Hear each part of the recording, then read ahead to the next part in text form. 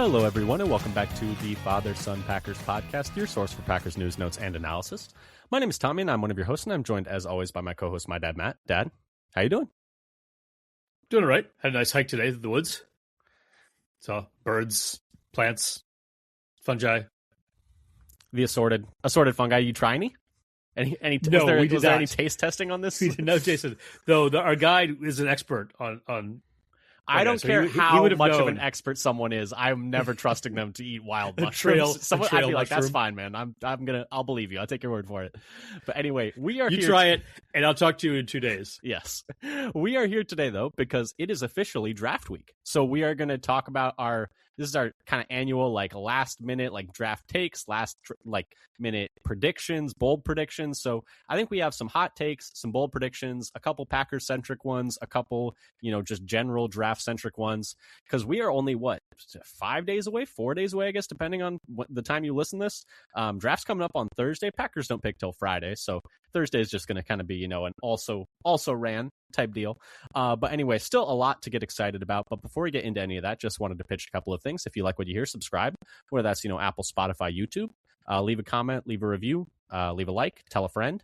Also follow us on Blue Sky at Father Son Packer for updates on the latest Packers news, top 30 visits, roster moves, which we'll talk about in a second. There were a couple of those coming down the pipe.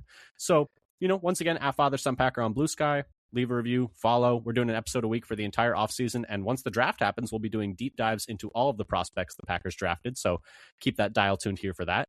However, Dad, we should probably just get into it because I think we have a lot to talk about. First, starting off with some news, because there were a variety of Packers-related news from the other day. Mostly odds and ends, nothing particularly huge. But Green Bay did make a couple of roster moves, releasing Jamin Johnson, linebacker with a non-football injury designation, and also releasing corner Tyron Herring and tight end McAllen Castles. So a few moves there. Any thoughts on those? My only thought is that this maybe indicates we're a little bit more likely to take a tight end just because we were so thin at that position. And so to cut Castles perhaps indicates some interest in adding some more stuff there. But I don't think these are all end of roster guys, so I don't think it's a huge deal either way. What do you think? I was a little surprised by Jamin Johnson. Fair. I thought he had some potential, though. I don't know what his injury is. I heard speculation that this probably means they're getting ready to sign some unfoods as soon as they can. Because those you got to sign right away, so you need the space. As opposed to the draftees, it might take you a while before they get signed. True, and we know wait a little while to make up the space for those guys. And we know Green Bay loves their Udfuzz, so. And apparently this year is one of them. Yeah, I mean, it's always going to be the deal where you bring in a lot of guys and you try and get as many as you can. So you got to have as much space as you can in case they all say yes. They probably won't, but Other related news, Packers add Jake Flint to their strength and conditioning staff. 19 years of experience with stops at Central Michigan, Cincinnati, Notre Dame, and LSU. This is mostly of note because the Packers strength and conditioning group did not get graded very well in the NFLPA survey last year. So hopefully some additions to that space will boost that grade up just because, ideally the players like the health and support that they're getting from the support staff. That would be, a good thing. So small move there, something to talk about though. The other piece of news that came across the desk today, which is not necessarily Packers related, but maybe some of you wished it was, is that Dexter Lawrence is officially not going to be a Packer. He was traded as of a few hours ago to the Cincinnati Bengals for the 10th overall pick, which again, like I said, we did not have the ammunition to get Dexter Lawrence. And I think this just cements that we never had the ammunition to get Dexter Lawrence. Was it a 10th straight up? Was that it was the 10th overall pick straight up, nothing else attached. So yeah, we were never getting Dexter Lawrence. We never could afford that. But any thoughts on that move for Cincinnati Giants? Yeah, I don't know if we had enough picks to ever equal a 10th. A 10th. No, maybe overall. A whole draft's worth. In 2028, every single one of those picks, maybe a 10th overall. But yeah, so I would have been shocked if we had been able to pull off that move. I'm not surprised that he ended up going somewhere else. Happy that it's an AFC team, not another NFC team, so that's good at least. But maybe shakes up the top of the draft as well. And I will talk about some bold predictions down the line, maybe surrounding that. But so Dexter Lawrence, not going to be a Green Bay Packer. And then the final piece of news is we do have a few more top 30 visits. Zach Cruz of Packers Wire had, these last ones, bringing the Packers total to 27 so far. So just to read off a few of these, Dad, and then I'll see what you think about them. Louisiana Monroe corner D'Arco Perkins McAllister. not ranked on the consensus board. Middling tier athlete, 5'11", 200-pound corner. Ran a 4.40, mostly an outside guy. Tennessee wide receiver Chris Burzell, consensus 54. Really just like a tall, I would say height, weight, speed, but mostly just height, speed type receiver because he's a bit of a skinnier guy. He's a little under 200 pounds, and despite being almost 6'4", 6'5". Safety AJ Halsey out of LSU, consensus 59th. Did not do any testing, or doesn't have enough testing for a RAS rather, but a bit surprised to see a guy that's like a day 2 safety type to be, looked at by the Packers. So we'll talk about that a bit in a second. CMU edge Michael Heldman, consensus 260, just like a freak athlete, 6'4", 270, 9'9 RAS. Was PFF's second highest graded pass rusher in last year in FBS FCS. So that's, something interesting. Really kind of came on last year, but a raw prospect, a late round prospect. Washington defensive lineman Ontario Thompson, consensus 322.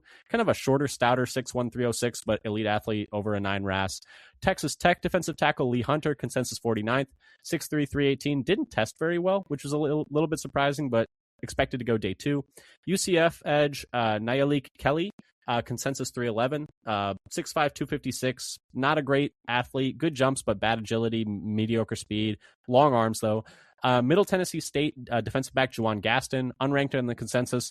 Somehow a RAS of only 0.33, which I don't know if I've ever seen. I double checked on this. I looked it up. It's like, yeah, it was 0.33. Yeah, I was like, I don't know if I've ever seen a RAS that low, but apparently we're interested. Maybe we were like, you know what, we just want to see what this looks like because we've never seen anything like this either. We'll use a top 30 on that. Why not? And then offensive tackle Max Ayanachor, apparently visited Green Bay. So this was per Pro Football News Network and Acme Packing Company. He's consensus 31st.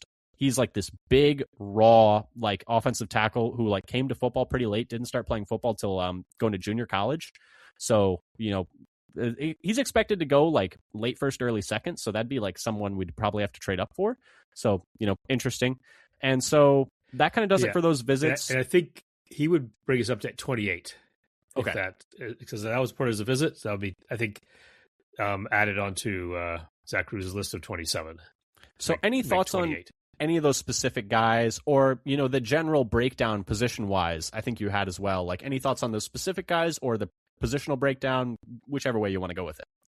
So there's some interesting athletes late, like I really like Heldman as a late flyer and edge, and he's actually had some production as well with some sacks, as well as being very athletic. Some things are, and the Hanachor, he would have to be traded up for almost certainly. He's probably going. I think he's going to go. I think he's going to go first round. I think you first. I think the NFL like is not going to pass on a guy who's like that athletic and that much of a freak, and like they feel like they can mold into a better like I said, he didn't start playing football until JUCO. He was a basketball player in high school, and so like went to junior college and then transferred up, and like apparently is like general consensus is like he's not as raw as you would think he would be. And so, like, he's made good progress already. So I think he's going to end up going in the 20s. Like, teams just aren't going to pass on a guy like that. And so, I mean, maybe he falls. I think if he falls to, like top of the second or 40th, like, I wouldn't mind us moving up for him because I think, like... Yeah, if he was the 40th, because I think he's going to be really good. It's one of my...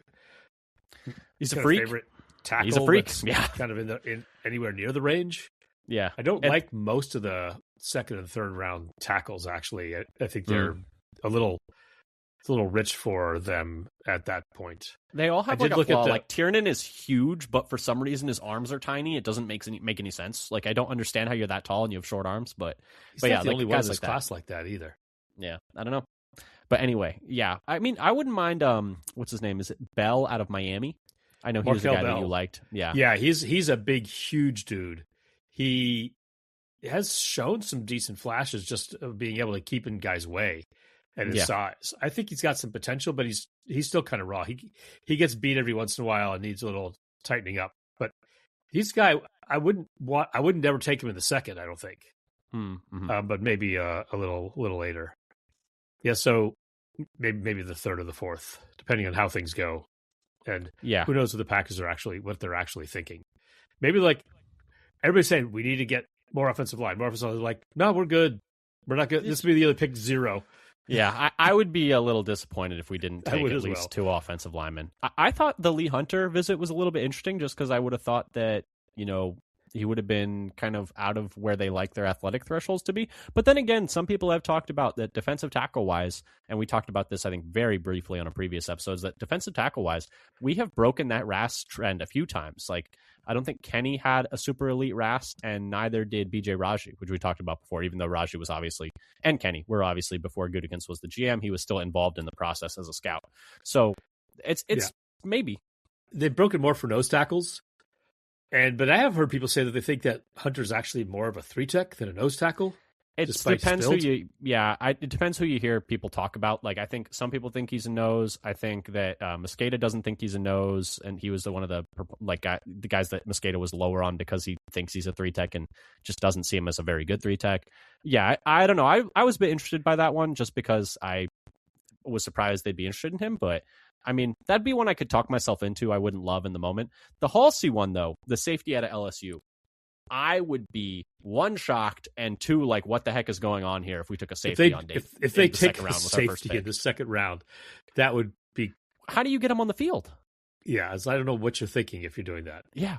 It's because, like, it's like, well, the question would be, like, does the team just hate Javon Bullard? Like, are we just going to try and replace him every single offseason? Like, I don't understand. He plays well when he's out there. Like, that would be my thought if they took Halsey, which is like, okay, like, why are we trying to replace, like, one of our better players on defense? I don't understand it. But that was, I think, even more puzzling than the Lee Hunter one, like, in terms of, like, visits. Because a second round safety, it's like, okay, look at a safety. Oh, look at a second round safety. Yeah, that's the thing. Is like, if they took like a late safety as your top pick of this draft.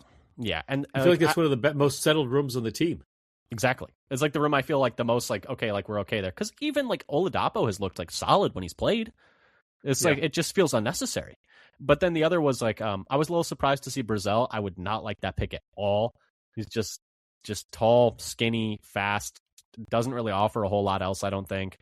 And we've seen the Tennessee receivers just like not pan out in the NFL. And I'm not going to panic because we did have Hyatt on it in for a visit, and we did not take him, which is a good thing because he has not panned out so far. So hopefully similar case here, but I would not love that pick. Yeah, he also has an incomplete kind of testing profile. Yeah, he's height, weight, speed without the weight. Like, he's a tall glass of water. No jumps and no agility. Mm-hmm. Yeah, I would be surprised. Maybe that's why they brought him in. Maybe they were like, hey, we just want to talk to you about like the jumps and the agility stuff. Like, do you think and what do you think about your college team system? Yeah, what are your thoughts on the Tennessee system? Is it bogus? Yeah, it might be. Beyond that, though, none of the rest of these guys really stand out a whole lot to me. Most of them are like later round guys that you could see them taking a flyer on or getting a head start in the UDFA stuff. They've got a fair number of unfits in here. I was looking at, so the positions they brought in the most of are corner and defensive tackle, 5 each. For a defensive tackle, they had 2 second rounders, 1 fourth rounder, a 7th rounder, and UDFA. Corner, they had 2 4/5th rounders and 3 UDFAs. So not a lot like high. This plays into one of my hot takes, which we'll talk about in a second, because that was part of my logic behind it. But anyway, yeah, it does seem corner and defensive line. It seems like the Packers also think that those are areas of need. Now, how much investment they're going to put into it seems to be maybe a little bit more up for grabs. The other ones were edge 3, running back 3, wide receiver 3. The fact that only 3 total offensive linemen. That's what I was going to bring up next. Pretty surprising. And for the interior offensive linemen, there are 2 UDFAs, and then there's one tackle at the second round border. It was in Ianachor, who we're just never going to get. Like, yeah, so that's really weird. The offensive lineman they brought in, that's might be the weirdest thing on this summary. Yeah, only 3, and it's like, well, because we've talked about the starting offensive line right now. It feels a little bit tenuous. And the backups feel way worse than tenuous. Like, the backups feel like a disaster waiting to happen. It's just got no depth there at all. That's what's really surprising. That's why I feel like, do they just think, nah, we're good. We like our guys. Or the guys they like in this draft, they just feel comfortable with, and they don't feel the need to bring them in for a 30. Like maybe Maybe. that's also possible. Talk to him enough. It is weird to see, like, so if you're basing it on 30 visits, the Packers think their top needs are interior defensive line and corner, which, fair enough. But I feel like offensive line should be right in there, and especially with the way that both LaFleur and Gutekunst talked about the offensive line and like it needing to be better. And the thing is, so both Gutekunst and LaFleur talked about the offensive line needing to be better, and they are trotting out the same offensive line with the same coach with no additions if this like holds, if they don't make like any like decent draft capital investment in the position. And so it's like, okay, well, here's what are we doing then? Just how good do they think Travis Glover is? I guess excellent. Him and John Williams, stars. They're going to be starting. I mean, they are at the same level as John Williams in movie music. Yeah, and I don't know, a combination of Danny and Donald Glover. Yeah, S tier, exactly. But yeah, so a little bit odd there. Also reportedly, Green Bay went to see the workout of Arizona State wide receiver Jordan Tyson, who's, consensus board 15. I'm not about quite sure what they're doing there. I mean, I think it's more of just a why not. Like, I don't think anything else is going on right now. So it's like, you might as well go. Like, but if he falls, like if he falls 52, sure, yeah, they're not taking him. No, you should take him if he falls to 52. How bad is his injury? Hamstrings, if he falls to probably 52? Pretty bad. Although I did see today, the rumor is apparently that the Giants are like very interested in him. I saw that when I was pick. reading through the Dexter Lawrence things. Like, I got 30 different things about Jordan Tyson's. Yeah, going to be Jordan that Tyson pick at 10. going to the Giants. I think the only way he's not to pick at 10 is if the Chiefs take him at 9, which like would be a funny little. Because I saw a report that was like they met with him and then had dinner with him, like the Giants did. Like literally whining and dining him. Literally are like, it's like very much an open secret. They're very interested in him, which is also like, hey, that's a great way to get jumped. Like in terms of like someone trading up right ahead of you, if you're going to telegraph it that hard, like that would be, or it's all a misdirect. Maybe it's all a smokescreen. Yeah. Apparently also Green Bay wise, we supposedly met with Chris Johnson, which, I couldn't figure out what that not on a top 30 visit, meant. But yeah, so I don't know if it was a top 30, if it was a Zoom. I don't know what it was. It just said they met. I didn't see that report. Do you remember where you saw it? It was Pro Football Rumors? It was on, it was posted by Pro Football Rumors.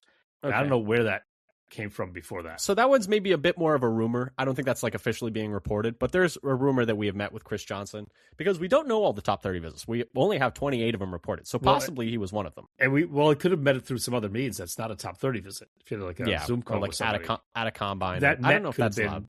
I don't know what the rule is on virtual meetings. I'm not sure if that's allowed, but I think like could have met at the combine, could have met at, any number of things. Like this could also be like reporting later. Like, yeah. But I mean, Chris Johnson's another guy where if he's there at 52, yeah, take him. But I just don't think he's going to be. But I mean, do your due diligence, like I suppose. Any other thoughts on any of the visits? Anything you wanted to touch on there? Or should we start talking about? Kind of interesting. Some of the positions we're interested in, they're looking really late for basically like depth flyers, and then some positions a combination of depth flyers and top. Yeah. It's like a lot of interest. Yeah, I mean, interior defensive like wide line. receiver. It's like two second wide receiver, two second rounders and an UDFA are the three guys they interviewed. Exactly, and it's like, okay. I mean, they traded Wicks in a lot of ways. I think because they want to take a receiver, and they couldn't figure out a way to do it with Wicks still on the roster. Right. In order to play a new receiver in 2027, we need him to spend a year doing nothing, like Matthew Golden. Exactly. To be ready to play. But then we don't have, so we need to add him now, but we don't have any room to add somebody now. Exactly. It's a self-created problem is what it is. It's a self-created problem that you've made for yourselves as a team. But anyway, let's start talking about our hot takes, our bold predictions for this draft, since we are less than a week away. I have a handful, you have a handful, and then I also have some rapid-fire questions I'm going to bounce off of you just as we close up the pre-draft process. But I guess I'll throw it over to you first. What is your first draft bold prediction hot take? It can be Packer related. It can be non-Packer related. What do you got? I think we have some conflicting here, and some of these are not. I also could have ones that are conflicting. I don't just because I've made some hot takes doesn't mean they have to be internally consistent. Well, you're winning either way.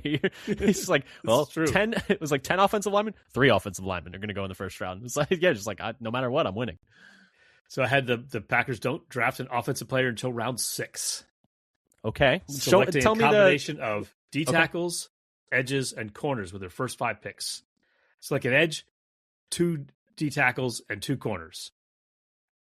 Okay. That's not impossible. It's not impossible. I would be surprised, not only surprised but disappointed, just because you know how I feel about how I think the offensive line needs an injection of juice. Inadequate. And was the biggest problem on the team last year. Really. Because, like, if you actually look at it, pass rush-wise, the defensive line was not good enough last year. Run-stopping-wise, it was pretty good.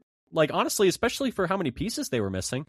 And so, like... Well, the question is not run-stopping by the defensive line, but run-stopping by support at the next level, perhaps.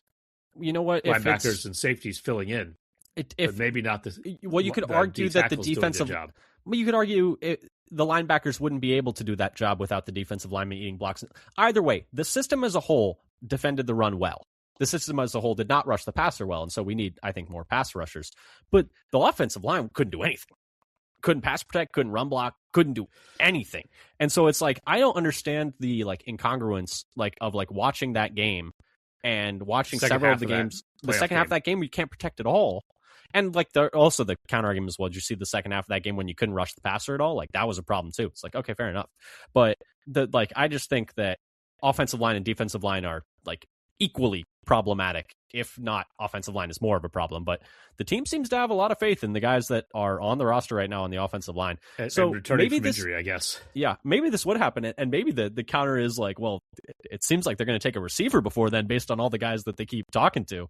So maybe there's that. But I could see a scenario where the board falls and they're like, okay, defensive line in the second round. We like these defensive linemen. And the D tackles seem to be falling. So defensive tackle there, and then maybe corner, and then another defensive tackle, an edge, and you just end up where it's like, okay, like we're going to take a couple depth guys like in the receiver room and on the offensive line and the late rounds, day 3, and some mud fuzz. But just the way the board fell, I mean, I wouldn't be totally shocked if this happens. I give this a not a bell. I'll give it a like mild jalapeno on the spicy scale. Let's say it's hot, but it's not like it's not burning my mouth. I'll say jalapeno, a regular jalapeno. I originally was thinking, they won't pick up offensive player to the 5th round. I was like, well, that's not spicy at all. I was going to say, so 3 picks? Yeah, come on now. That's a bell pepper. Ice cream. That's a bell pepper. Yeah, that's nothing. There's nothing there. So I had to up the ante a little bit. My hot take, since you were talking about offensive players, I was going to say, so I was originally going to say 3, but 3 didn't feel spicy enough. So I'm going to say the Packers take not 1, not 2, not 3, but 4 offensive skill players in the draft. So that's receivers, tight ends, and running backs. Yeah, 3 is... 3 I feels like very the median. Yeah, it's like one of each. Yeah, one exactly. running back, one running back, one wide receiver, one tight end. 4. So which one do you think they're going to double up on? 2 receivers. 2 receivers. Yeah. So we're not even counting a quarterback in here. No. I'm just counting. Sorry, pass catchers, like weapons. No, I suppose a quarterback is technically also a skill player, but I meant wide receivers, running backs, tight ends. That's the way I took it. And so I think 1 tight end, 1 running back, 2 receivers. And I would not be shocked. I would think it would be a little spicy, but I would not be shocked. Where do you think those will be distributed? I think in order for it to be 4, it would have to be a day 3 tight end, a day 3 running back, a day 3 receiver, and then like a second round receiver. Mm-hmm.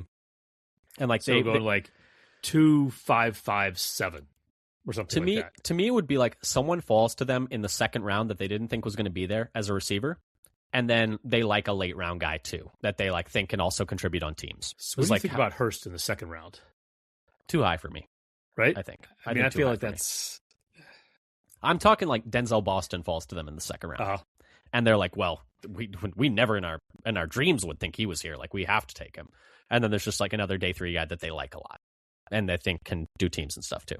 So 4. What do you think? What's your spiciness grade, pepper wise, or hot sauce wise? I suppose you could do either way. Oh, what is the ranking for hot sauce? Some of them just have such different flavors. Which one's actually hotter than you just got to go on vibes. Like what vibes wise feels hotter sriracha? Than Sriracha? Is this Crystal? Hot. Crystal's pretty mild. Crystal is pretty mild hot sauce. Like Tapatio. Crystal, Tapatio, and Cholula are all pretty mild to me. Yeah. So you think Cholula like a mild hot sauce? It's a little hotter than that. Okay. Because I don't think it's going to happen. I think 4 is a lot. 4's a lot. I don't think it's going to happen. Draft picks. I think so we're not talking Udfudson. We're not including any Udfudson here. It's true. If it happened, I would be surprised. Just kind of like how I like went about it, and I was like, maybe when I think about it more, there's a chance it happens. What was your next one? So I'm going something just kind of crazy different that even though nobody thinks it's a good class, that quarterbacks are going to get overdrafted again with like 5 going on day 2. I almost took the opposite of yours, by the way. I almost said only one quarterback is drafted on the first 2 days. I was like, Ty Simpson's going to fall to the 4th round. He's not actually, but he could. You never know. That would be very spicy. Well, but yeah, so I think it'll be because everybody like there isn't anybody who's it's going to drop off fast, so we better grab somebody now. And then if that happens, like 5 go on day 2, does Green Bay reach again, a la Sean Clifford, or they just skip QB entirely in this draft? Well, that's the thing with backup quarterback now for the Packers is it seems like there was a lot of interest in a veteran backup quarterback this time, where there was rumored interest in Kirk Cousins, there was rumored interest in Jimmy G. Which is Jimmy G just still floating out there? I think so. I believe so. I'm not 100% sure exactly where like he ended up, if he did. But anyway, all the rumors we heard were veteran backup quarterbacks, which is very different than what we'd seen in the past. So I'm thinking that maybe means that quarterback is a little bit less likely. But just They've to circle back, got their developmental guy on the roster, I think. Do you think they like Ritter that much? Maybe that's what they think. It's like, oh, we already got a guy who was, not doing well somewhere and maybe has some talent that we think we can make better. I think he can compete in camp for sure, but I don't know. But either way, weirder things have happened, I guess we'll say. I'm not saying that it makes sense. I'm saying that is a possible opinion. Ghost pepper. But anyway, what was I going to say? I was just going to say, circling back to your take about the 5 quarterbacks. So I do think Ty Simpson is going to go on day 2. I don't think he's going in the first round anymore. I think he's going to go first round. No, it doesn't seem like that's the consensus anymore. I haven't actually looked through the team by team in that range, like who would actually pick up QB. Well, just to so the Steelers were one team, but Daniel Jeremiah had been saying on his call that he does with the beat reporters that they're looking at receivers. So that's something kind of to keep in mind there. And then there's the talk about whether or not the Cardinals would want to trade back into the end of the first round for him. I just don't see the point. You're going to be bad this year, and next year's quarterback class is better. Just be bad for a year. And then, then there is also the Jacoby Brissett is kind of holding out and wants more guaranteed money. So maybe that forces their hand a little bit. Yeah, I don't know. Ty Simpson's consensus is 33. Yeah, and so with the QB bump. I don't think the QB bump is probably already baked into the consensus. Exactly, because people talk about the QB bump and they're like, oh, these guys are going to get, and then Will Levis goes in the 2nd round, and then Malik Willis falls to the 3rd, and Will Grier falls. If the quarterback's not that good, they don't generally end up going that high. And maybe Simpson goes in the 1st round. I think he's going to go in the 2nd round. But to circle back to the 5 quarterbacks thing, there's Aller out of Penn State, there's Nussmeier out of LSU. I think Taylon Green is going to go on day 2. I don't think that guys that are that athletic, like Jalen Milroe, he ended up going in the 3rd round, I think it was in the end. Was that where he ended up going? Either way, I think he ended up going on day 2.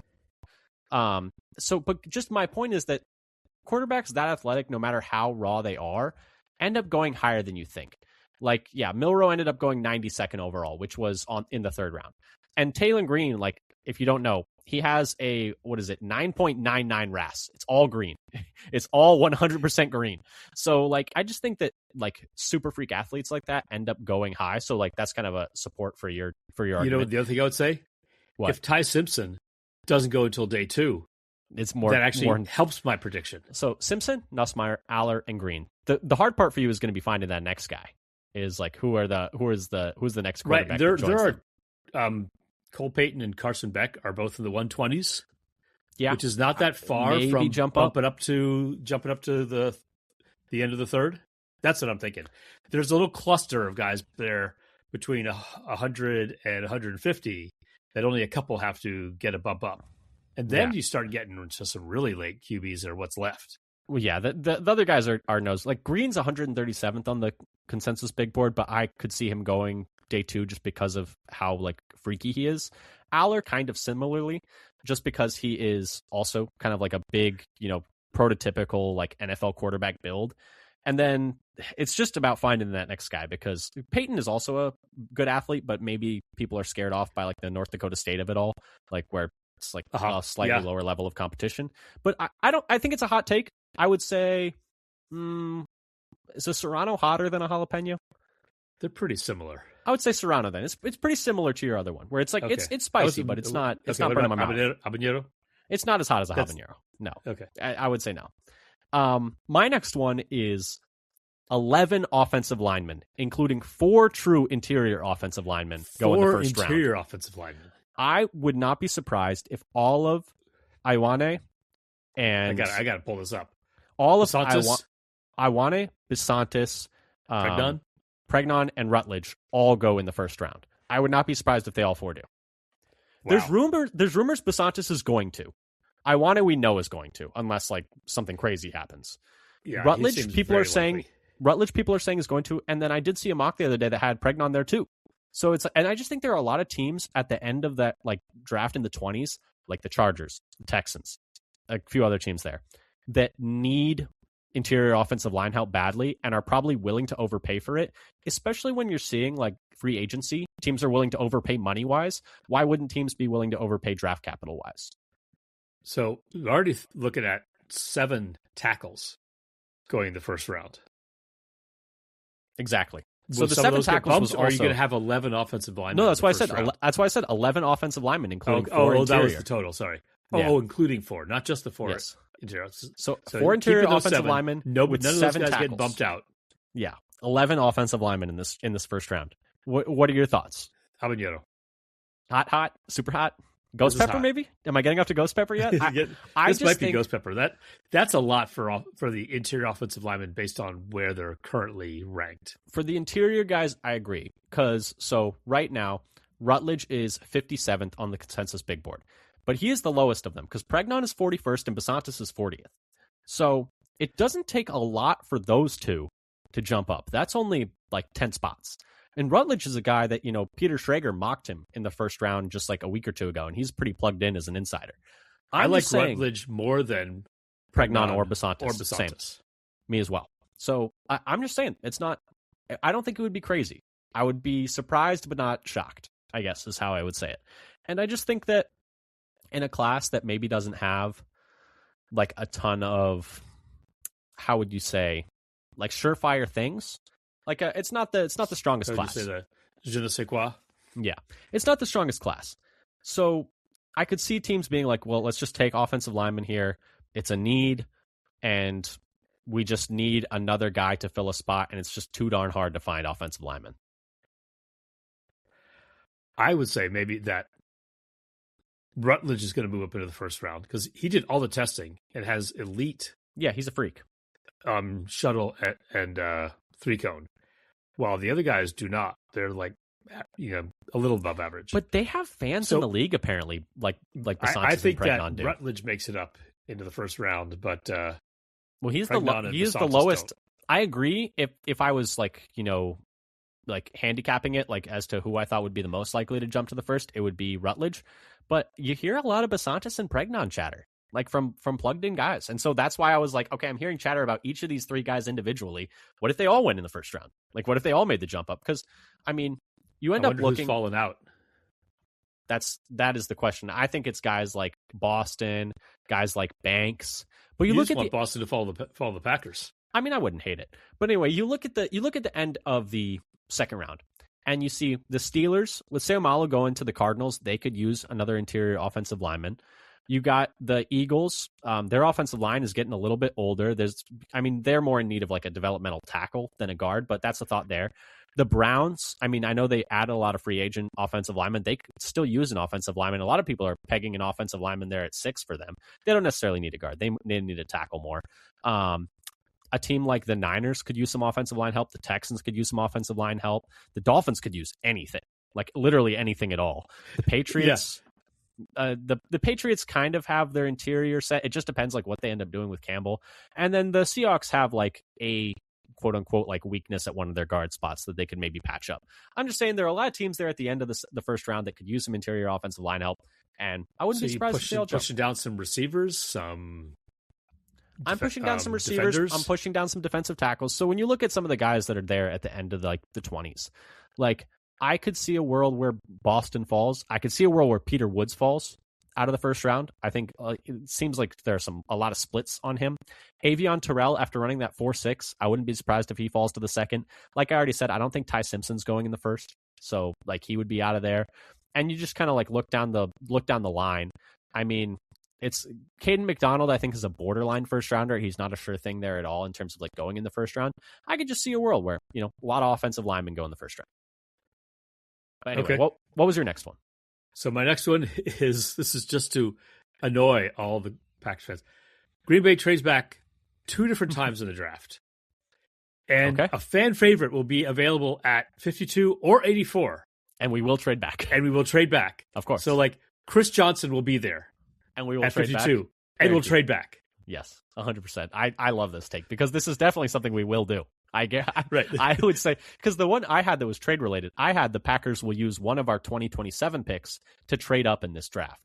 So that was kind of a competing one to yours, but I do like the trade down to get, they are going to do it. And it's going to be really frustrating. They'll do it in a way that irritates everybody. Yeah, it's like Chris Johnson's going to be on the board, or Denzel Boston's going to be on the board, or Rutledge is going to be on the board. Or Rutledge would be another good one. I was thinking in the third round, maybe Bryce Lance. So couldn't figure out who else would be sufficiently annoying to enough of the You know me, I like Surratt. If Farmer was there and we hadn't drafted an offensive lineman and we traded down, I'd be pretty disappointed. Like I'd be like, oh man, just take Farmer. He's going to be a guard. He's going to be fine. He's going to be really good at guard for a number of years.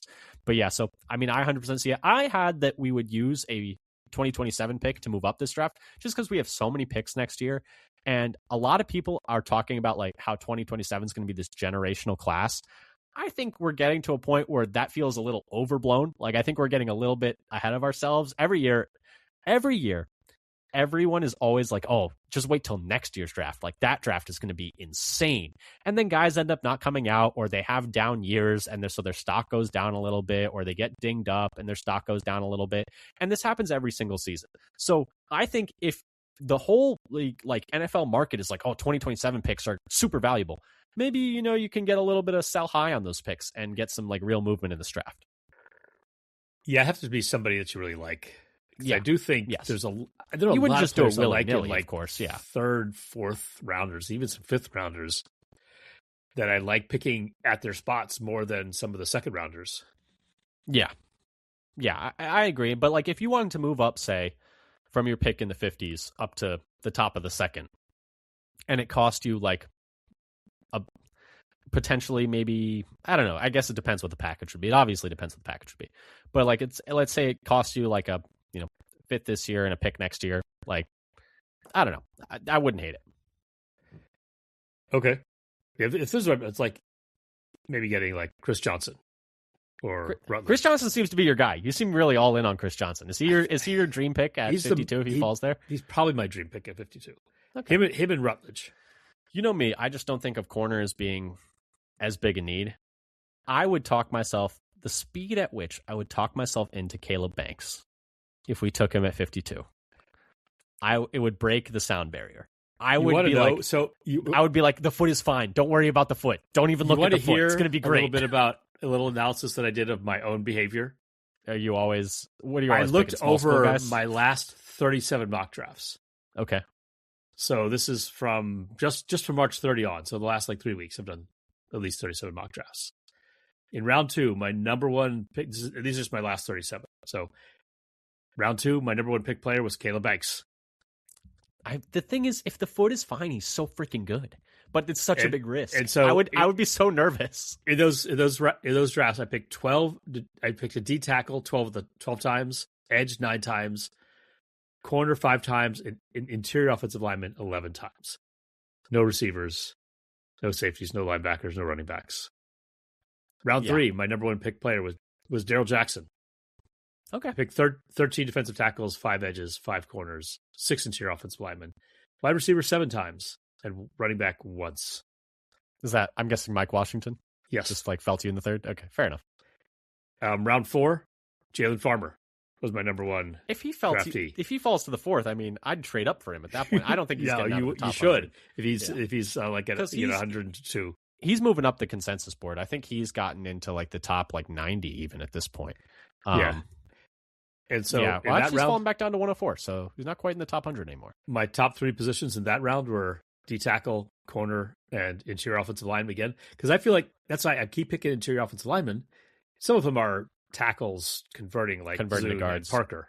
Yeah, or Zune might be a center now, but yeah. Yeah, he's a center now, and Parker's a center now, but they're both played mostly tackle. And then in round 5, it was a tie between Priceock and Everett. Went corner. Yeah, well, we talked about it when we talked about the 30 visits. They're looking at corner and offensive linemen late, like late corners and offensive linemen. And so that's why one of my next hot takes is that we are not going to take a corner on day 2.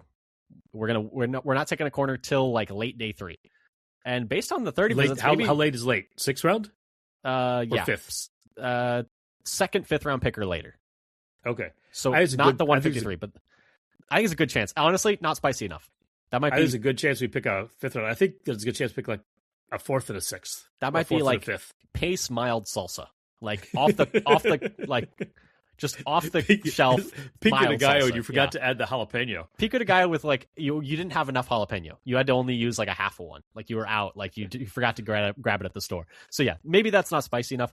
You know me, I just don't think corners I just don't think corners a premium position anymore, and I just don't see the need to like pick one super high.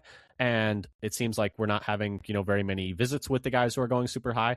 That being said, like if we took Cisse, I wouldn't mind. I like him a good amount. I like Chris Johnson if he falls to us. Like they're guys I don't like as much, but like those 2 guys I would be okay with. But yeah, I don't know. That's just my opinion on those guys. The highest corner we have had for a visit was at 110. Yeah, exactly. Which so maybe that this take is like not even as spicy. Maybe this is just mayonnaise. That's just not. There's nothing on this. I think there's the no only kick way to this at all. To make it spicier is if you go to they don't pick one until the 6th. Is that spicy? That might not even. Spicy. That's spicy-ish. That's still not even that spicy. But anyway, well, you have to wait till the 7th maybe before it even gets spicy. The Packers don't draft a corner.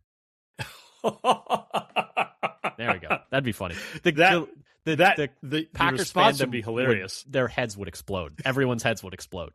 But anyway, what's your next hot take? What do you have next? My next hot take. Okay, so let's see. What did I have talked about yet? Oh, I have there'll be a run on corners, and this probably goes with yours. There'll be a run on corners in day 2, and so like all the good ones will be gone, and so they're gonna wait. Then they'll end up waiting till day 3. Till day 3. I do have so that a lot of corners will get drafted around earlier than projected, because all of a sudden everybody's like, oh yeah, this is the meat of the draft for the corners, and so everybody takes them. Yeah. What are if Avion Terrell is there at 52? Are you too scared by the 40? Or like, are you just like, hey, this was a guy who was supposed to be a 1st round pick and he was hurt during his testing. We're just going to, go with it anyways. I have not looked enough. Because I never thought he'd be there. Adam. So yeah, is it? He's a little bit smaller. So he's 5'11", 186. So he's a little bit smaller. And then he ran a 4.64. And his jumps were not great. 34-inch vert, 10-foot broad, like 10'3". Bench was fine, but just did not test as an elite athlete, which is like pretty surprising. But is a guy that like, in terms of pedigree, was like all the way throughout the year projected to go in their 1st round, and then the testing happens and he falls to the 2nd. Is this a case of like, hey, like it's about playing football, and at the end of the day, guy's a good football player? Like, is it one of those things? I don't think the Packers will take him.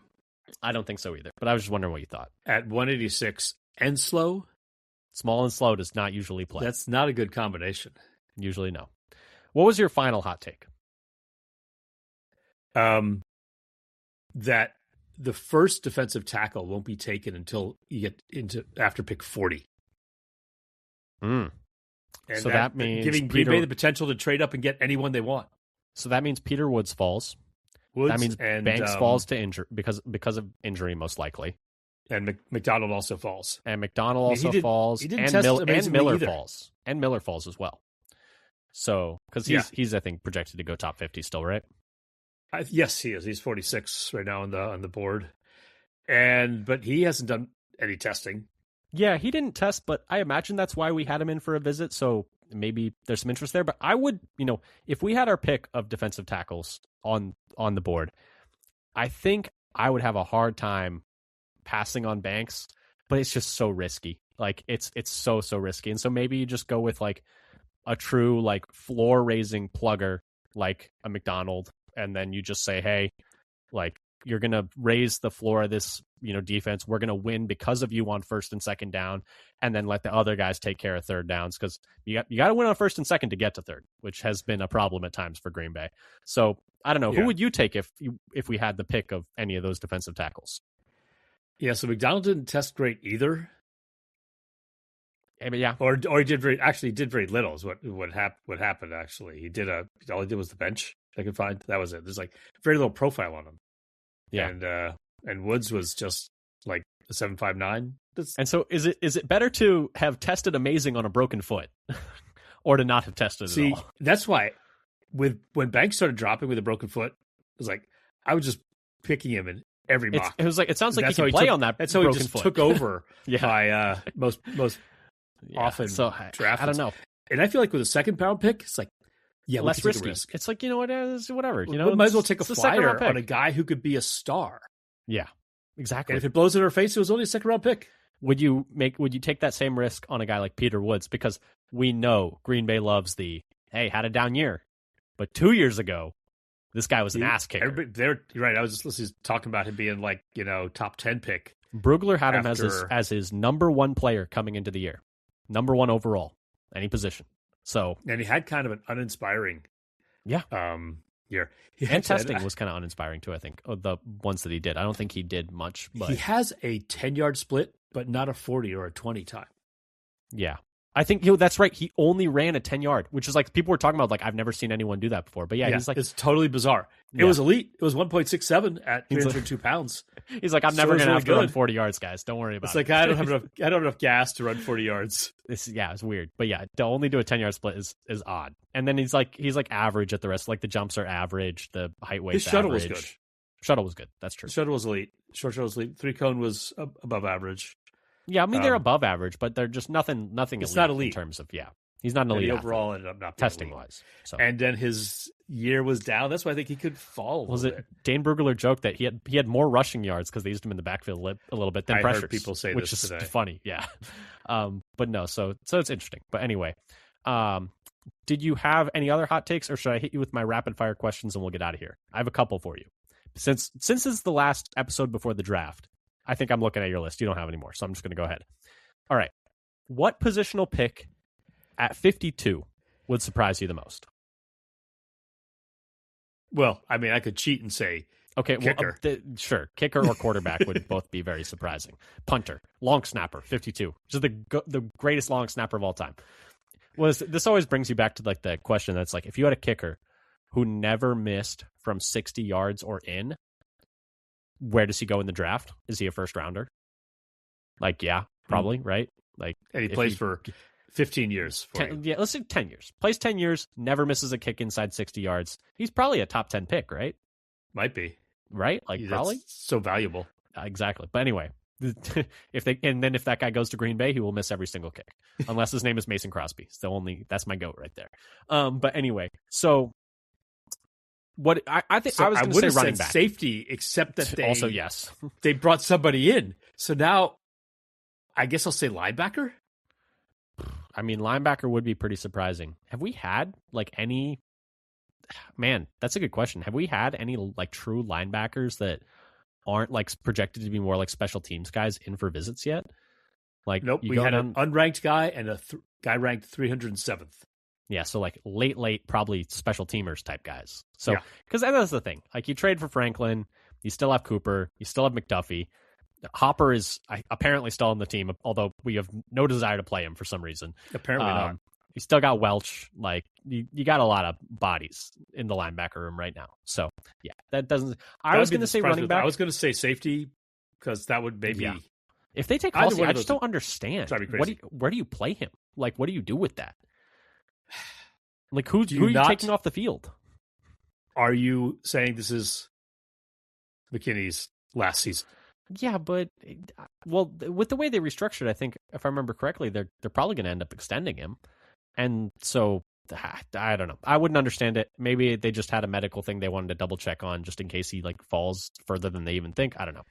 That's one that I don't think I'm going to understand, and unless we pick him and we get like a story as it, and then I'm probably going to be so like confused and disoriented that like I won't even be able to understand. It would drive me crazy if they picked a safety in the third round, let alone the second.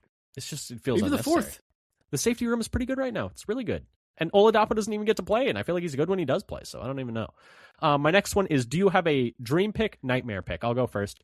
My nightmare pick that's like realistic is Halsey, the safety. Not that I think he's bad, I just do not see how he plays on this rookie contract at all. And then Mike Washington Jr., I just don't think we need a running back that high in a class that's not even like, and I just don't think he's amazing. I think he's good, but like I wasn't wowed by him. Like I just don't think it's necessary. You're going to give most of your carries to Jacobs anyways. You're going to give a lot of your third down, like pass protection work to Brooks. Like he's going to be, that would be very much this guy's 2027's running back. Like he's going to be the starter next year.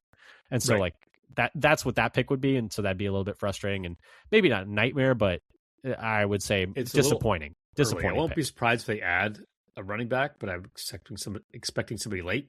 Basically tells you that, so much for Marshawn Lloyd. Yeah.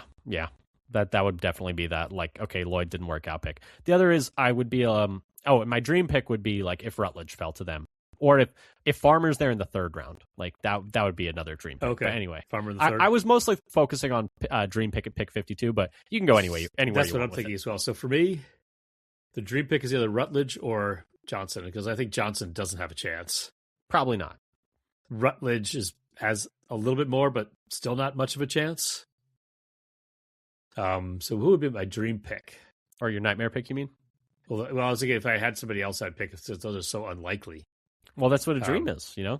A dream is a wish your heart makes. What's that from again? Cinderella. Ah, okay. So the other guys, well, of course, I've been picking Banks all the time already, so I guess I've kind of that one showed is my one hand where there.